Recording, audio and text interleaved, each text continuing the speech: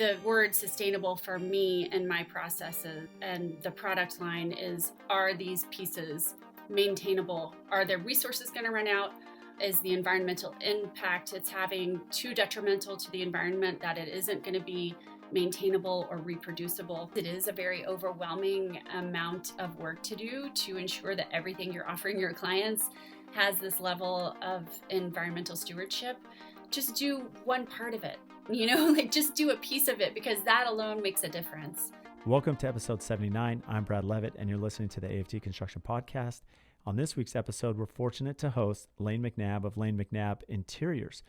And Lane was fascinating. We've met offline, and she does an amazing job about products that are sustainable. And what is sustainability? What does it mean? And you can go down these rabbit holes of information and where are products being sourced? What's the impact on the environment? What is timeless, and so that we're not putting things in a landfill, and the quality behind it. A lot of times we lose our customer base saying this is sustainable because they think about the price tag and only price. How can we market things for the quality and performance, and then use the term sustainability as just another aspect to it, but not the primary? And Lane gave some very technical knowledge as far as websites and resources and other ways to learn about the products that we're using and putting in our home so that we can leave healthy. So without further ado, here's our conversation. Enjoy. Welcome to the AFT Construction Podcast, and I'm Brad Levitt, and today we are fortunate to have Lane McNab with us. Welcome, Lane. Hi, Brad. Thank you. So Lane is joining us from Berkeley, from Northern California. She is an interior designer, owns her own firm out that way, and I love a lot of the things you're doing in the industry, and especially when it comes to sustainability. So, a lot of us hear this term sustainability. What does it mean? What is it? So in your opinion, especially in regard to design, Lane, what is sustainable?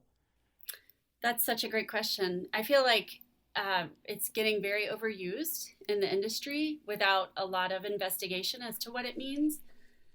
I think there's concern that there is a level of greenwashing among a lot of products as well as practices. So define that. Define what greenwash is for anyone listening that may not know what that is.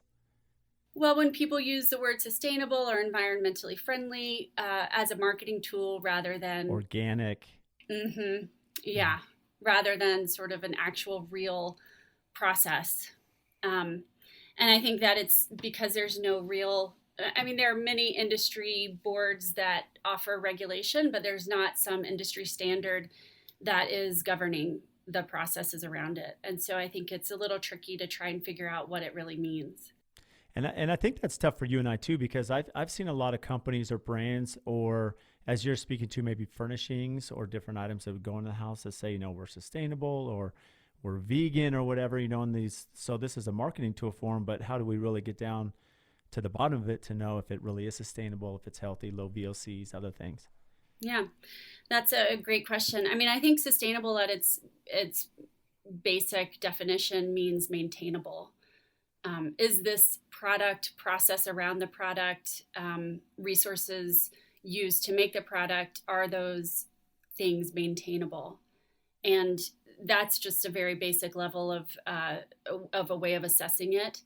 But there are many aspects around even just, say, one table that you would have to investigate at a very deep level to know, is that really a sustainable product? It goes down. Now sustainable also applies to good labor practices and things like that. So it's a very far-reaching term. And the way to know about it is honestly requires a ton of homework and a lot of research, and to know if what you're getting really is as it says it is. Now, there are a lot of industry certifications that things can get, and we can talk about that as we talk here today. But basically, the word sustainable for me and my processes and the product line is, are these pieces maintainable? Are their resources going to run out? Is the environmental impact it's having too detrimental to the environment that it isn't going to be maintainable or reproducible? There's a book called Cradle to Cradle that I read a couple years ago now, probably as I was starting to do the line. And the basic foundation of that is that we can transform the industry, or any industry really, by ensuring that the next life of a product or something is planned at its inception. And that's what we tried to do. I will say that we weren't attempting at the forefront to have sustainability be the main focus of the line, but it was such a principle of what we do anyway that it just became a part of it.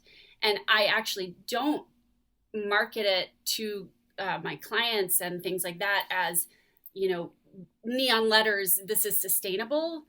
It's something that we market to clients because of the quality and of the elegance and of the customization. And I almost want the sustainability factor to be incidental to why they're buying it. I want it to be almost like they don't have to think about it.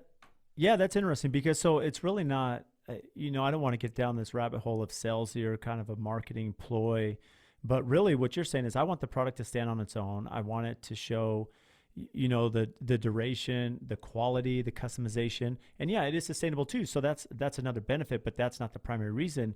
And it's interesting because when you mentioned speaking about as we look into products that we're putting into our home, well, if the plan from the beginning as they're designing this product that let's look at the end life, right? Let's look at the duration. Well, it may be designed for a style today in 2021, but in 15 years, if the styles change, can we resurface that? Can we, do a different finish or use it somewhere else where it's almost like the heirlooms that a lot of our designers are seeking now to put in their designs that'll stand the test of time. Yeah, you really hit the nail on the head. That's totally what we were going for. And that's a part of the line. It's a part of my aesthetic anyway. I look back at things I designed 10, 12 more years ago and I still kind of like them. Yeah. Which is kind of, I think, I don't do trendy. I don't do of the moment. And I grew up in my grandparents' home and they were collectors. They had antiques. The house was old. My grandfather was an architect and he designed the home and a lot of the homes around where I grew up. And so I remember like that everything was unlacquered brass when that house got built. So everything, those doorknobs had that beautiful natural patina. There wasn't like a layer of lacquer applied to it. And when my grandmother was having a party, she'd polish the doorknobs, Yeah. So it's that kind of, that sort of authenticity of material really speaks to me. Whether it's done in a traditional way or a contemporary way, I think it adds longevity and it adds, it kind of adds a richness to the piece anyway. So we have solid wood. All of our pieces are solid wood construction. So to your point, they can be refinished. For the upholstered pieces, it's solid wood frames, and we can talk more about the materials involved, but everything that we sourced besides the authenticity and the quality, we then took it to the next level and said, okay, where is this wood coming from? What is the source of this wood, and how can we improve upon the practices that are going into making it? And then in addition to that, the finishes we chose. I mean, we really did a deep dive at every level to ensure that our standard offerings met a really high standard. But I've found that not all clients kind of want to be hit over the head with that anyway. So I don't want sustainability I don't want them to feel like I'm pushing it down their throats. It's just a part of what we do. And I want it to be sort of like an added bonus. Yeah, there's no doubt. I mean, there's an emotional journey there, right? So a lot of the customers they're listening to or following Lane McNab and your team and your products, they're going to have this connection with you to say, hey, she's doing something that I believe in that's important to me. And even as you mentioned, it may not be the key thing. Sustainability may not be the driver, but it's a part of it. But also the quality, because, I think one of the issues a lot of us have is that a lot of the products now, as you mentioned, they could be built from engineered products. And so the challenge is, well, over time, you can't refinish those, you can't resurface those. And if you have real wood, you can. And I do like how there are a lot of design firms such as yourself that actually incorporate in their designs. They'll look at family heirlooms, they'll look at antiques, and sometimes go antique in other parts of the country, and then take these amazing, beautiful pieces, put them in their design to transition with even some of the new modern cabinetry, but then you could still have a timeless piece in there. And so you're designing around old and new and something that actually will stand the test of time? Yeah, I mean, I think antiques and vintage are probably the most affordable way to add sustainability into your design. Otherwise, I do think it is a bit of a process and a bit of a commitment. And I'm sure that you're very aware of that in the building industry. Getting some sort of LEED certification or something like that does add a level of cost to what you're doing. For us, I think it's really been the investment up front and the time and mental energy that go into researching, developing the processes, and then holding our partners to that standard. Well, it's tough. I mean, I guess my question for you is, as you think about it's one thing to design a quality product that's going to stand the test of time, right? Whether it be on my side from building a house and the construction techniques, building science, certain things we're doing with the envelope, right, to build this healthy home that's going to last and perform. It's another thing when you're looking at the quality of the products, but when you go further, when I talk about navigate the mental capacity, or not capacity, but the mental energy, right, to now research and say, okay, well, where's this product coming from? How is it affecting the environment? Where is it being resourced and harvested? These are whole other questions that really, I don't want to say complicate, but really can add challenge to what you're doing. So how do you, I don't want to say find the time, but how do you navigate through that to make sure that there are materials you're using that aren't impacting the environment? Yeah, that has been it has been a lot of time. I mean, I started out developing the line, creating custom pieces for clients that were designed because I was having a hard time finding what I wanted in the industry in the world, and then that process around and I think a lot of builders, a lot of designers are real why people, like, why is that? Why is that like that? And we'd kind of trace it back all the way down to the as many steps back as we can. And that's just what started leading me down the process when I was partnering with our woodworkers and our carpenters and our workrooms.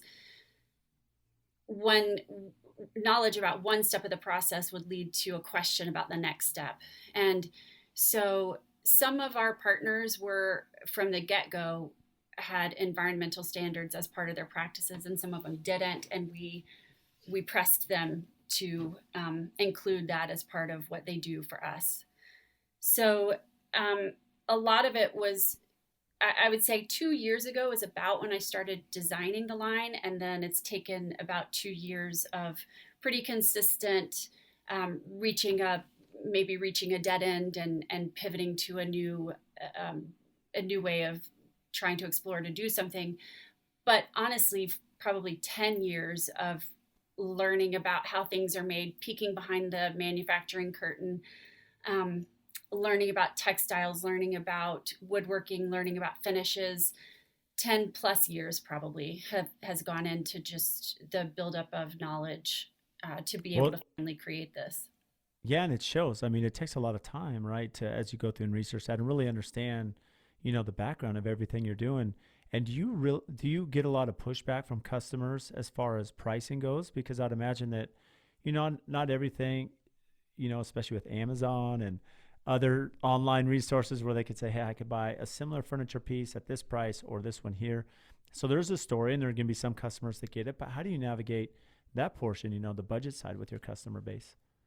Well, I think that's another reason why I don't come to the conversation with sustainability as the main talking point, because that's, I mean, even with our most progressive and environmentally minded clients, when it comes down to budget or sustainability, it's kind of a hard argument to make when they really are out of money.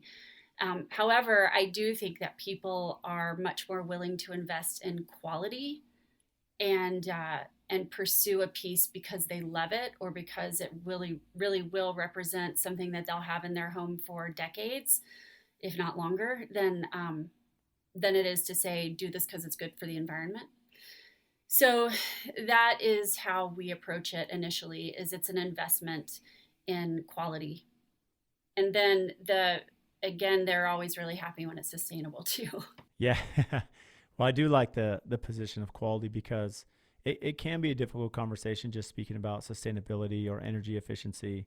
Very similar. I mean, I relate it to what we deal with, as a builder. we're doing energy efficient homes. We're doing a net zero home. And, some clients, a lot of things come down to dollars. They shouldn't, but they do. That's the reality of our world and our industry, right? So they may look and say, well, Brad, I can do ICF, I can do these concrete walls, I can do solar power, but my electric bill is only going to be this much. How much am I really saving? What's the, what's the benefit? But, so if you're just thinking a numbers game, it typically doesn't get anywhere. I mean, even if they know that there's some sustainability to the environment that can help, that typically, even for our clients that are pretty progressive, doesn't matter because they all have budgets, as you mentioned. But when you can say, well, if we do ICF, if we do concrete, well, the quality of your exterior walls, when you think of sound, when you think of dust and pollution and particles that are coming in your house in the desert, if we have subterranean termites, we have scorpions, these are barriers that keep them from in your home. Well, then that changes a little bit. They may be willing to invest or speak about that and benefit with sustainability as well. Yeah, that's right. It's the same conversation just with building that I have with furnishings. Yeah, I mean, I think in California, we have so many environmental standards to meet, as you know. Trust me, I know. I live there. I know. And so that actually has taken a lot of the burden off of convincing people when it comes to that. But there don't exist those same standards around furnishings. And there are ways you can check standards. In fact, I just recently realized that Material Bank, for your design listeners, I mean, we've done a lot of sample sourcing through Material Bank over the last year or so, and they have a whole section now that they have created of materials that meet California standards so that anyone can source through that, just because it is a more environmentally responsible standard to meet. Things like that are popping up all over the place, and it's great. And, American made is better than a lot of other places that something can be made, and California made is better than a lot of other states. So California is a big fish in a big pond, so they can kind of force the industry to come on board a little bit because they do have such a big share of the market. And that's what happened with lighting. We had the Title 24 standards, and eventually lighting manufacturers just all kind of got on board. So. And you're seeing it now. Yeah, you're seeing now solar power. I had Mark La Liberté a while ago, and California's to be going to net zero, right? New builds here in a few years. They're all going to be going, I think it's actually a year and a half, if I'm not mistaken, but they're going to be going to net zero, that it's a mandatory for new construction. And so you're seeing that benchmark, that's really important that they're putting on there. But going back to the environmental side, I mean, you think about healthy living. This is something I feel that our customers are asking for a lot more now, especially with COVID, right? You're locked at home. What is the air quality? What is the water quality? What are the VOCs, the off-gassing, a lot of these things. So how have you seen moving this from the sustainability now to healthy living, when you're using products that where they're coming from, the environment, how they're being manufactured, and the finishes that are put on, as you mentioned, in America, we're going to have a little bit more regulation than other parts of the world. So that off-gassing hopefully is minimized to an extent. So how have you seen that affect your product line and especially the demand from your clients? Well, I think that kind of gets back to your original question about what is sustainability, because there are so many different facets to each part of a piece besides the resources that are involved in making it. And then what about toxicity? That's another big factor. So there are some certifications that you can look for when sourcing a piece. It's almost getting down to each component of the piece. I think for one thing that we were really concerned about, or I'm very concerned about, is toxicity around plastics and chemicals. And that was, we had three principles in designing the line. The first was quality, and then the second was environmental stewardship. And so in doing that, we looked at a lot of different finishes, and that is probably the wood finishes were the hardest ones to come up with, because the most standard finish is like a polyurethane, and that's fine. One of my finishers calls that like shrink wrapping. Basically shrink wrapping a piece of furniture when you polyurethane it. So our finishes are completely non-toxic. They're actually food safe. You could actually eat the finish. Don't do that, but you could. not only is it non-toxic, but it just has that beautiful old world feel to it, and it's completely plant-based. We do offer a polyurethane if that's what people want, but I find this plant-based finish to actually be very maintainable and easy to use. There are Green Guard certifications. That Green Guard is a certification you can look for when sourcing non-toxic materials. I also look a lot to B Corps. So within the industry, B Corps kind of cover any company that's a B Corp has had almost every aspect of its company researched for all kinds of stewardship, not just environmental, but environmental being a big part of it. So a lot of those manufacturers, you can kind of take the burden off of yourself of having to do the research if they're a B Corp. FSC certification is always good for wood suppliers, wood sources. So then you know that it's been sustainably, it's come from a sustainable forest, and it's been managed properly. And then there's something called Ecotex certification. Ecotex is often for textiles, and that manages toxicity. They can give you a standard for that. I also love to look for local production. We love partnering with our local workrooms and partners, because not only do I know what goes into it, I can visit and sort of check and see how things are going, but then there's also the environmental impact of shipping and travel and all of that falls into play if you were sourcing internationally. Just say this right now, with lead times being what they are around the world, a bonus has been for our clients that our lead times are great compared to the rest of the industry right now. So, well, that's huge. I love that you brought that aspect up, because, when you think about local production, it's interesting. I've had some clients that have really become a lot more savvy in regard to this, where, and not to diminish other products that are out there, like in Europe, they have some amazing products. For example, windows, some of the windows, some of the cabinetry designs, some other components there in Europe are very advanced, right? And the technology is amazing. But we'll have clients say, look, Brad, here's the reality. I could buy this amazing triple glazed window from a country in Europe. I won't throw them under the bus in case someone knows a window company. And they're great windows. I mean, phenomenal. But, when you think about the impact to get that, the amount of cost to the environment to get that from a place in Europe over to Arizona, right? Shipping and time frame and freight and petroleum, I mean, everything that goes into it, right? They think about that. Whereas they're all, hey, I have someone local, a local plant here in Mesa that I could get my window package, where a lot of the materials here local, it's sourced local, and it's a great window. And so they think about that impact, right? Because you start thinking about the travel and, as you move these commodities around, you have other impacts outside of just the product itself. Yeah, that's true. We also do a lot of customization.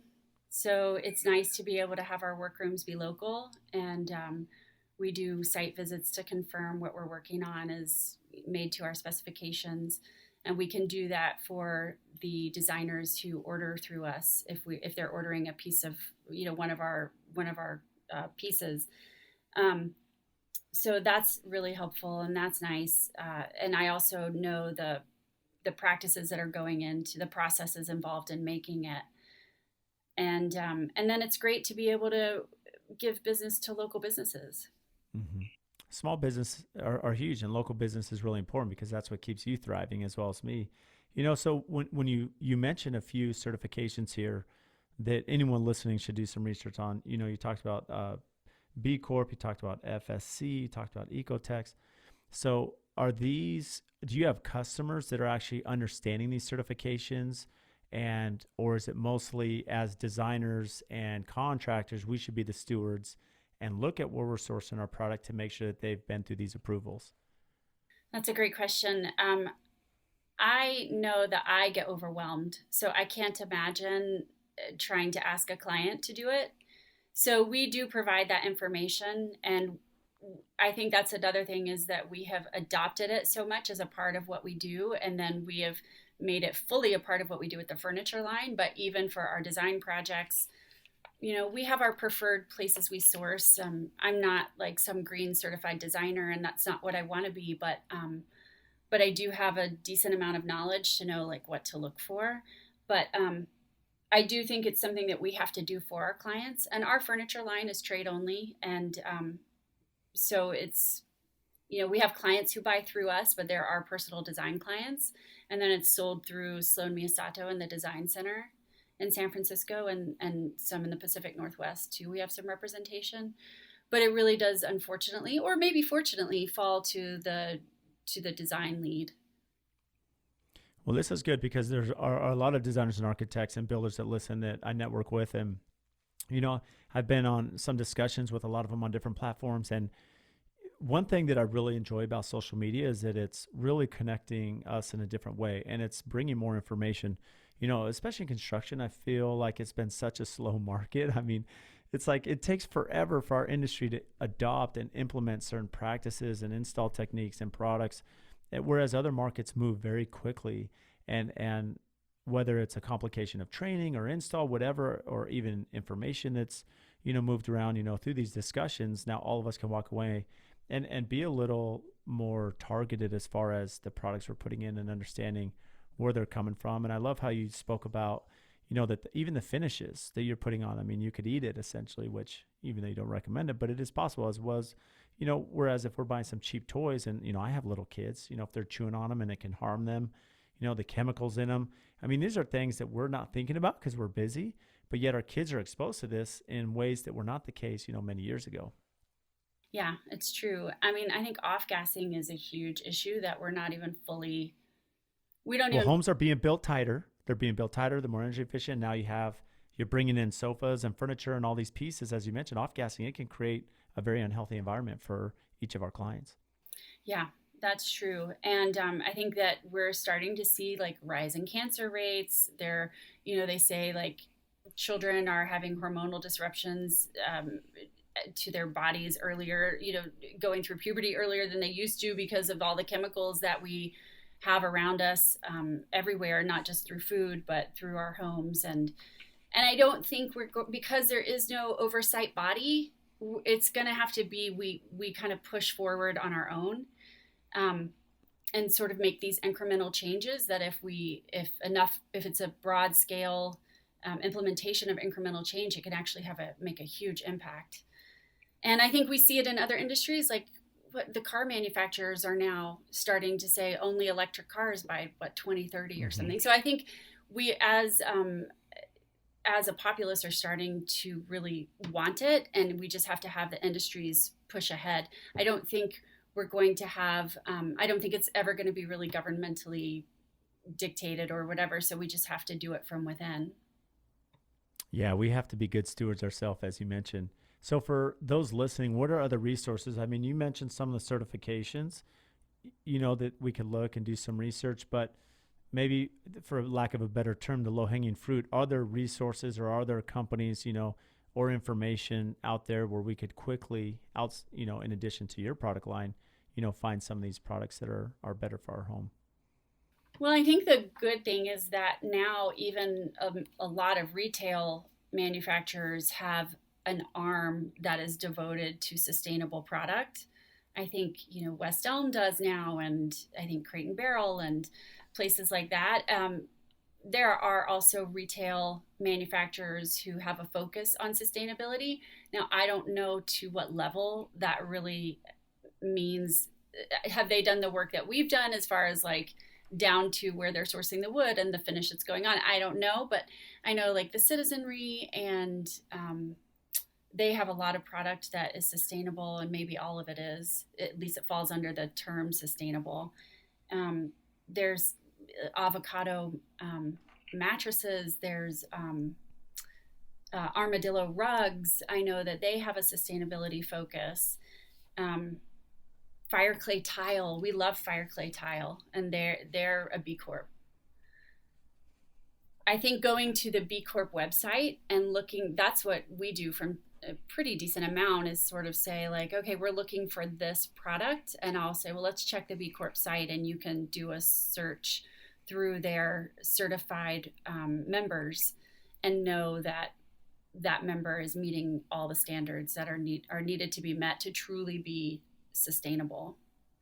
I love that. I love that you could go on a B Corp website and then just really look into it and see, okay, well, are they already certified, on this website?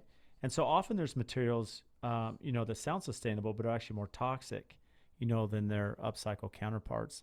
And so how do you decipher through that as the designer and, with your own product line? That's a great question. And we went through a big deep dive into researching that when it came down to the leather that we use on it's actually on one piece. We have our manta bed has leather upholstery on it. And I debated for a long time, do we want to do vegan leather or do we want to do authentic leather? And in researching it, I felt much better about using leather. We use leather that's a byproduct of the food industry. So it's just hides that when no animal was killed for its hide. It's just recycled after the animal has been killed for food. And there are many parts to getting leather. There are many processes involved in getting leather, but vegan leather often has a lot of plastic and chemicals in it. And the process that is used to make it is also harmful to the environment. And then the breakdown of the material that goes into vegan leather is very harmful for the environment as well. See, I think that's a very interesting topic because most of us, just from conversation, and especially as I meet with different designers and architects and they speak about vegan leather, I only design with vegan products. Well, as you mentioned, in some cases, not all, some, and you probably have to look on a case-by-case basis, but, that vegan leather could actually be more harmful, not only to the individual or the end user, but also to the environment because of the processes behind it, right? Whereas if you're looking at maybe more natural leather, well, because that's, accessible and now we're not wasting that because it's already being consumed elsewhere, we can optimize that. And I don't want to use the word recycle, but use it in an eco-friendly way that's going to be healthier to us and the environment. Yeah, that's right. I think I have a big concern with microplastics and how they're just showing up in pretty much every resource that exists on the planet now. And I think that was a primary consideration for me, as well as the guiding light for the line was authenticity and quality. And when it comes down to it, leather is really where we wanted to go. And if someone's going to invest in a piece like this that they're going to keep for probably generations, honestly, then hands down, there was no question for me that authentic leather was the way to go. And we also researched where the leather was coming from so that it is coming from a sustainable source or as a byproduct of the meat industry. And then we also researched how it's being tanned. So the tanning process is notoriously bad, but there's a group called the Leather Working Group, and they created a series of standards and they offer certification for tanneries that meet those standards. And so the leather that we source is certified gold standard through the Leather Working Group. It's funny how as you mentioned, I mean, this can go, it's so complex because even if you're getting leather from a reliable source, so go see the tanning, as they're working through that, I mean, there could be other chemicals and items that are being put into leather, but now you're backwards again. This is where it's starting to complicate that. And that's why it's really important that we have someone such as yourself, Lynn, looking into this for us. It's true. I mean, it really is. One question leads to another. And it's the other part for me is that I want to continue to refine and improve our processes. So when we first started the line, I was using FSC certified wood, and we offer our pieces in white oak and walnut. And then I started purchasing recycled white oak to use in the line. And then I got this connection with a local woodworker, and he and I purchased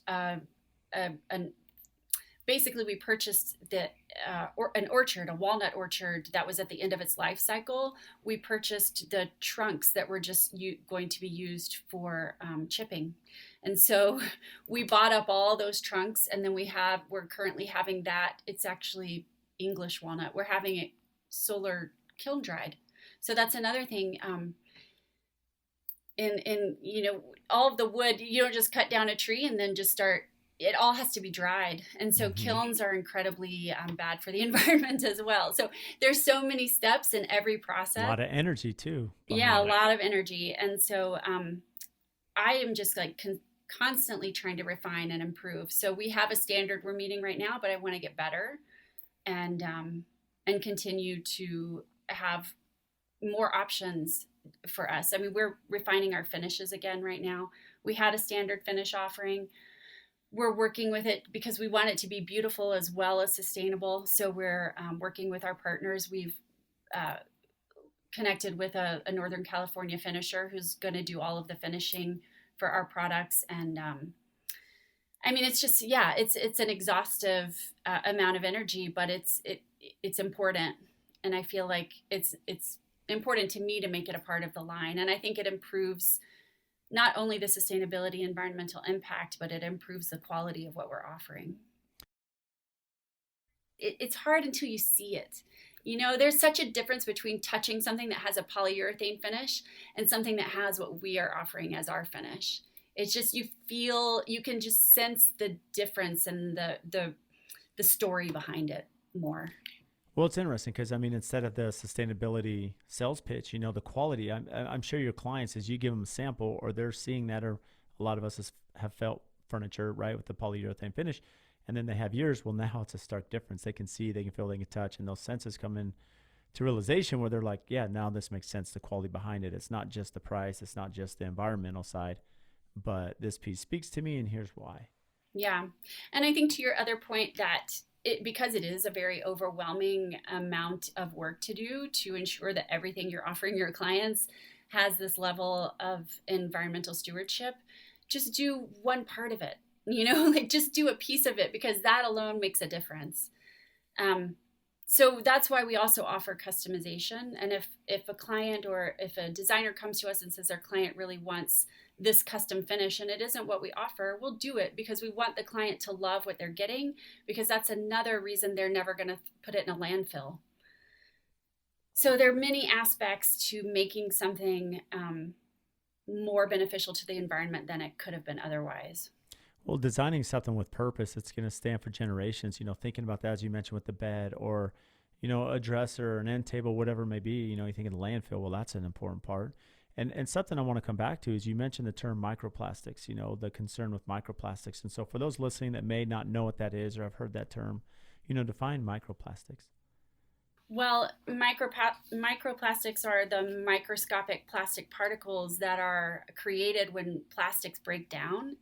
And they've been found in the deepest parts of the ocean that we can get to, rivers, streams. They're found in fish that we eat. They're even found, I think, in like the meat industry now, because you know, chickens and cows and everything are ingesting them. I'm sure we're full of them because they're just everywhere. And it takes so many years for plastics to break down. And I don't know if those microplastics actually ever fully break. I mean, they must at some point, but when they do, they're very toxic. And I think that a lot of research indicates that microplastics are responsible for an increase in cancer rates. No, that's a great definition, because you know, this goes back to, you know, education too, learning this in school about the plastics, how tough they are to break down. You know, they're not as, they don't decompose the same way as other natural products. And so as they come down to, you know, as they break down into minor microscopic levels, well, it's still, as you mentioned, it gets in food, it gets in our environment, in our systems, our ecosystem, and it can create many challenges for us physically, you know, us as people, and also everyone else that's living here on this planet. I think it's just so hard to get rid of. So I think if we can just pivot away from plastics as much as we can, I think we'll all be better off. This episode is brought to you by Sub-Zero Wolf & Cove. For over 75 years, Sub-Zero Wolf & Cove has specialized in refrigeration, cooking, and dishwashing that can be found in some of the world's most luxurious homes. At AFT Construction, we look forward to crafting our clients' dream kitchen when building the home of their dreams. To get this process started, we locate the nearest showroom and set up an appointment. It's that easy. Since Sub-Zero Wolf & Cove specializes in 3 major categories, we can make all of our kitchen selections in one stop. The first one is that Sub-Zero handles refrigeration. They are the preservation specialist. Key features included fresher, longer dual refrigeration, advanced air purification, precise temperature control, customized modular design. This ensures tastier, healthier food and eliminates waste so that the food stays fresher longer. Second is that Wolf is the cooking specialist. Key features include precise heat control, predictable, consistent temperature, intuitive controls, and easy-to-use technology. Everything is designed with you in mind. These features enhance flavors of food, ensure consistency, and eliminates guesswork. Delicious results every time. And last but not least is Cove, the cleaning specialist. Key features include precise water flow, superior drying conditions, fully adjustable interior for every need, and so quiet it never interrupts. Not only are all products functional and reliable, they look great, truly built to last. To schedule an appointment at your nearest Sub-Zero Wolf & Cove showroom, visit subzero-wolf.com/showroom or click the link in our show notes below. So how, from a design perspective, you've really done a great job, Lane, of going, looking at products and the health of them for not only the customer and end client, but also us as a community. So do you ever get pushback from the architects you work with, the builders you work with? Are they having these same discussions, or how do you educate them in your network, as you're working on a project for a client? Architects and builders are usually quite lovely to work with. I think they all want to do, the ones we partner with want to do the best they can. Also, I think because a lot of our projects are in the Bay Area, and even majority of them are in Berkeley right now, there's just so much that the standards are so high that builders are held to here that I don't have to do anything. The city does it for us. There's like green recycling standards when they're doing demo. There's so many standards across the board that have to be met. So that's really nice. Which is good. And do they ever participate, when they're looking at maybe the paint products, picking low VOC, is that a common thing, or do you involve also with the finishes, those selections for the contractor? Yeah, we specify no or low VOC, and if the price is not something the client wants, then we just make sure that they're informed. And the price comes, that's the client's choice to make at the end of the day, but typically we do specify no and low VOC, and most contractors prefer it anyway. Yeah, it's a lot easier for them as they're working in the home, right? Throughout construction. So what's interesting to me, Lane, too, is, we base a lot of this conversation on sustainability, which is super important, and you've shared so many valuable insights. And there's a lot of education that and time you spent, to be familiar with all of the different products and websites and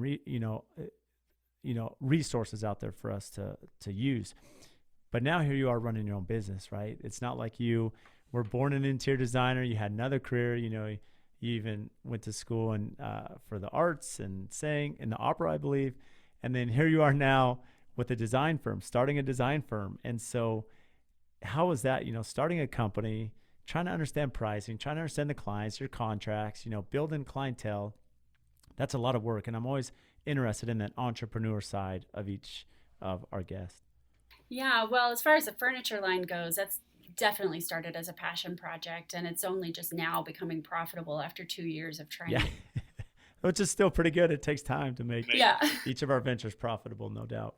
Right, yeah. But starting my own interior design firm, honestly, if I'd known when I was starting it what I know now, I would have been probably way too scared to do it.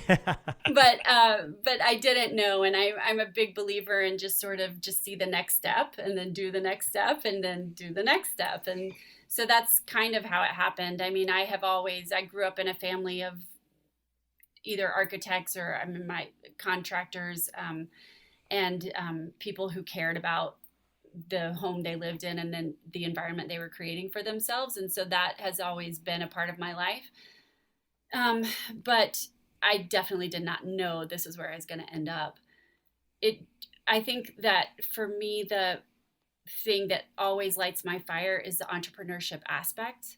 I love interior design. I think I care very much about it. And each project we do is like a little baby, and I want to make it the best it can be. But I actually love running my own business, even though it's a struggle and it's hard work. But I find that aspect very rewarding.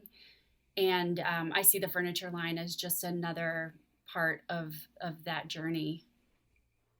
Which is good. I mean, you think most companies are successful, they're able to diversify, right? Interior design is a need that most of our clients have and want. And, when you think about just another aspect, as the economy can change, which it does, and demand could change, well, having another option there and versatility, and it also complements your business too. It's not just a separate venture. There's, a lot of crossover between the two.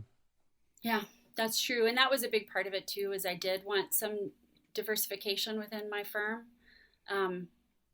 Not only for the business side and the financial stability, but also just for the fulfillment.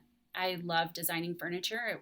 I didn't know I did when I first started out, but then needs arise and you fill those needs for clients, and then you realize, oh, I like this, and this is I could do this, and how about this, and then the decade plus of owning my own firm, creating and developing so many partnerships with artisans, it just felt like a very natural pivot. And then having quality and sustainability be a part of what we try to do, it was another great way to incorporate that. So when was the time to make your first hire? Because I know you have a team now. And so I would imagine at the beginning, you're not starting with 3 or 4 designers. It's going to be you, building the company. So when did you make that jump, and how do you know the time was right to bring someone on? So I would never have made my first hire if a consultant hadn't told me to do it.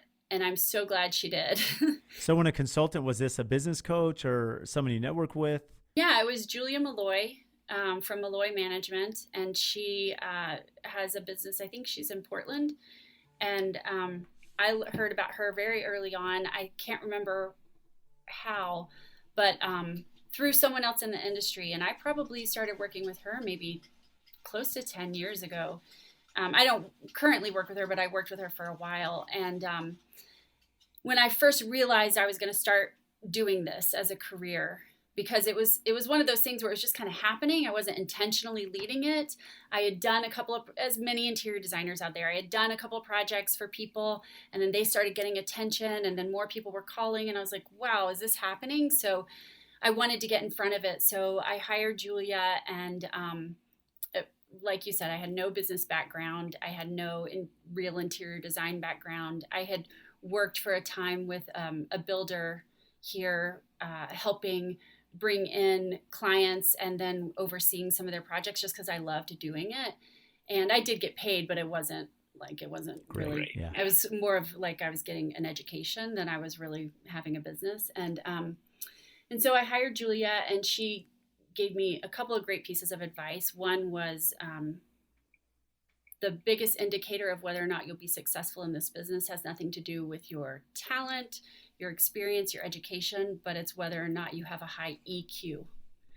And I was like, oh, I'm really good at that. Of all the things you just said, I got that one. And so that gave me a lot of courage to move forward. And then the second thing she said was you need to hire someone.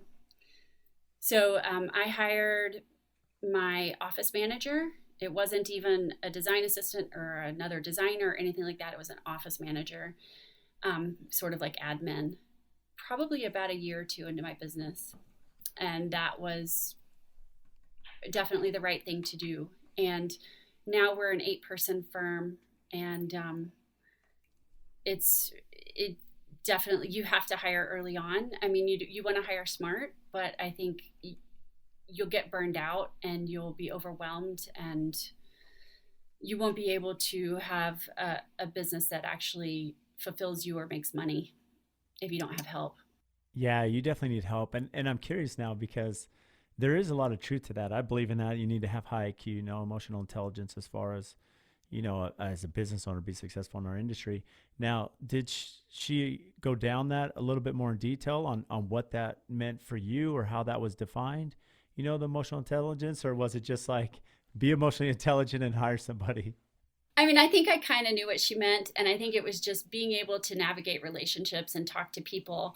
I think the thing I didn't understand at the time that's become more apparent is the critical thinking aspect that's involved with emotional intelligence. And I think as long as you are someone who can solve problems and feel confident in your ability to do that, then you don't have to know everything when you start. I love that you shared that because I look at my experience. It's funny. When I was in high school, in sports, one of the coach, I remember him telling me, it's like, it's not what you know, it's who you know, and the value of that relationship, right? And you hear that, and I heard that young as a teenager. I didn't really understand what that meant, but I understand that now. And it's not so much like a status thing. I've come to realize at this point in my career, when you think about that relationships, that emotional intelligence, as you mentioned, critical thinking, for me, this is a relationship industry. So I am at the mercy of my suppliers. I'm at the mercy of my designers and architects and engineers and installers, right? My trade partners. And so if I've built, reputation with them, if I've built some credibility with them, and there's a relationship as I need things, or we have to have things done in a busy market like we are now, they're going to perform and they're going to pick up the phone and they're going to answer because, I've been putting deposits into that emotional bank account. And it's interesting how you just don't realize that. And one of the challenges, I shouldn't say the challenge, but one of the continual things that we teach our team and my staff and is that, as you mentioned, Lane, it's the critical thinking. Like, things are going to come up every day, from design to architecture. And then as we come to install it, it may not line up. It may, how do we work through this process? How do we critically think? How do we problem solve? I mean, what our job is as managers is to take every challenge and create it as an opportunity to succeed. And as we have that mentality, as you mentioned, yeah, you don't have to be super talented. You don't have to be super educated.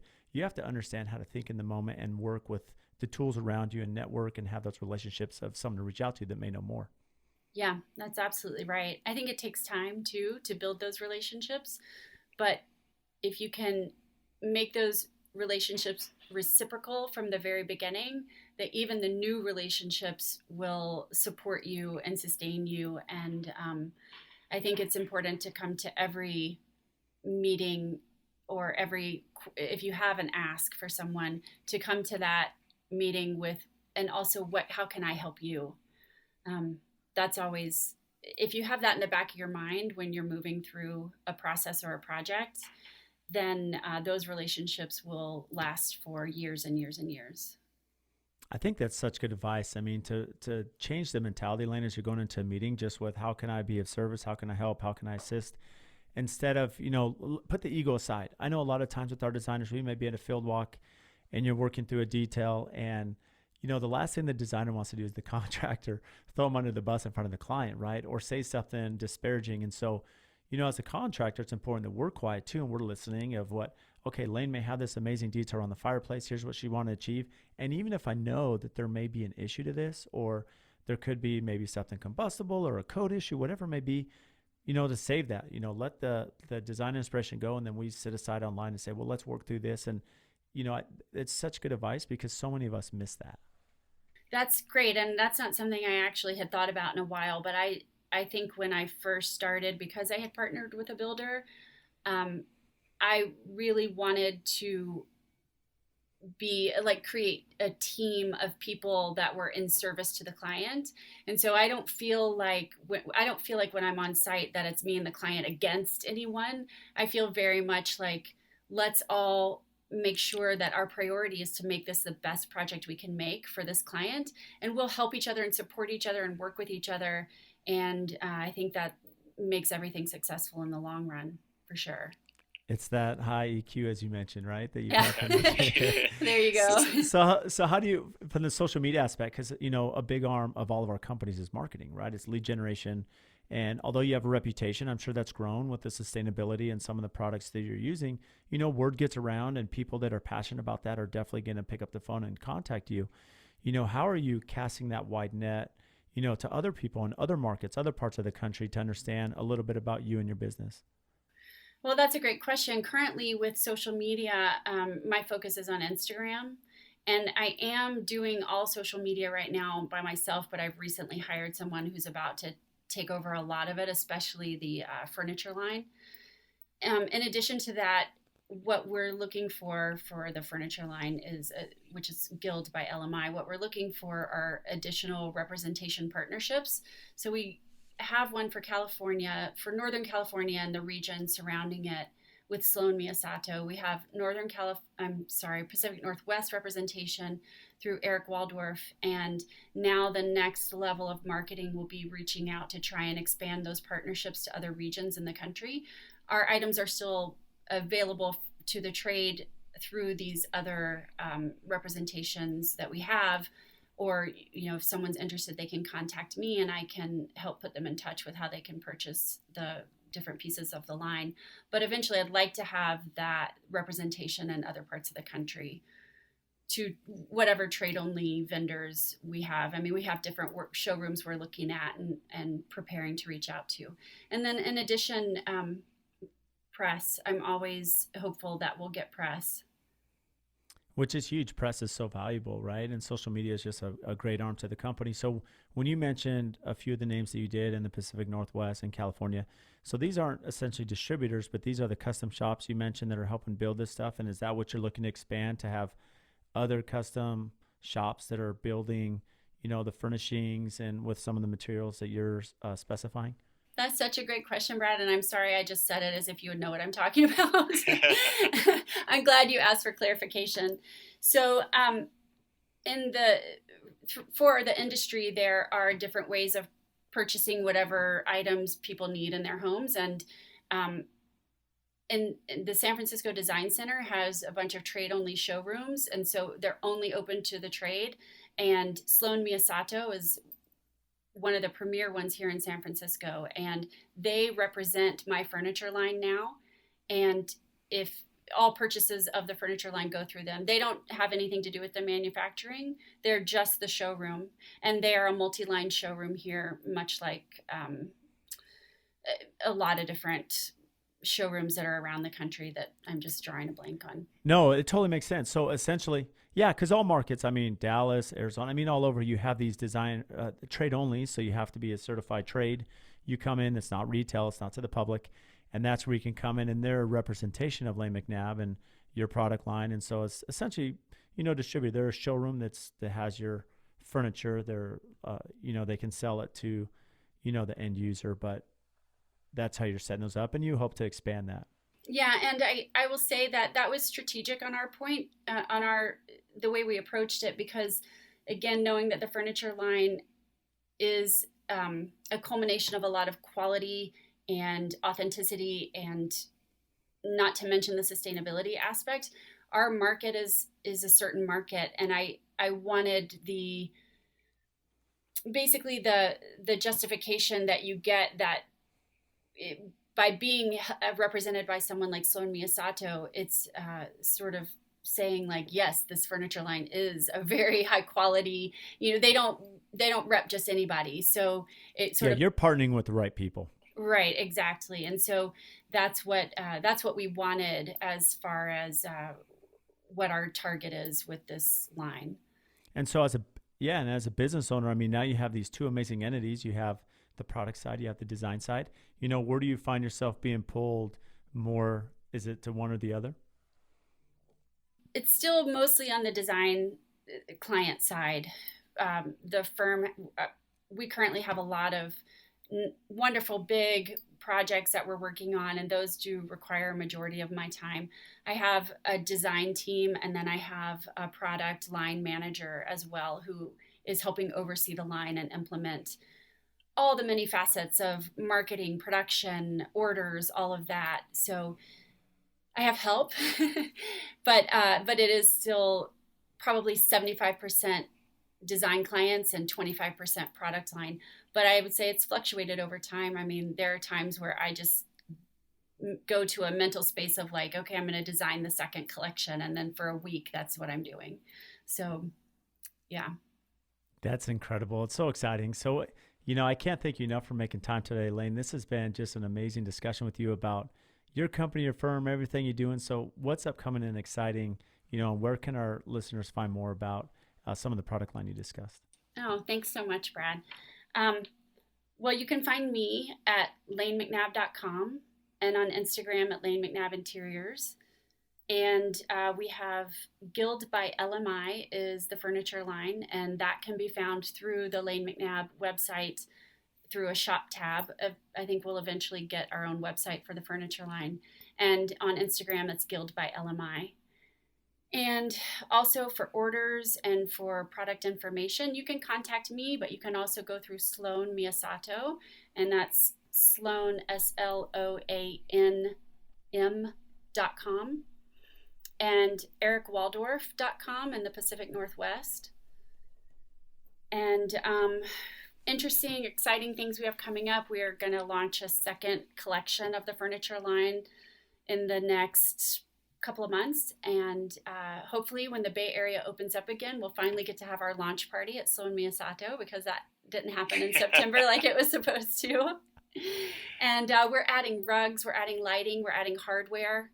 So we're diving into the process again to make sure everything is at the standard we want, but it's all coming, it's in the pipeline. So well, this is super exciting. So just as backup, and we'll have this in our show notes as well. So we have both Instagrams, right? You have the furniture line, Gilded by LMI, and then you also have, the Lane McNab interiors. But then, from a furniture side, so as we want to purchase stuff, and if I have clients that, to reach them out, then I can put them in touch with Sloan Miyasato and Eric Waldorf and go from there. Yeah. Thank you so much, Brad. It's so nice to meet you almost in person. Yeah, I know. It's great to meet you too, Lane. Can't wait to meet in person someday. So thank you so much for making time today. My pleasure. So thank you all for tuning into the podcast today. And just as a recap, if you check the show notes, they're just going to have all the links for the topics that we discuss. And also one of our favorite features now is the chapters that go through the conversation. So if there's certain topics you want to revisit or listen to, they're outlined by the time that we discuss those.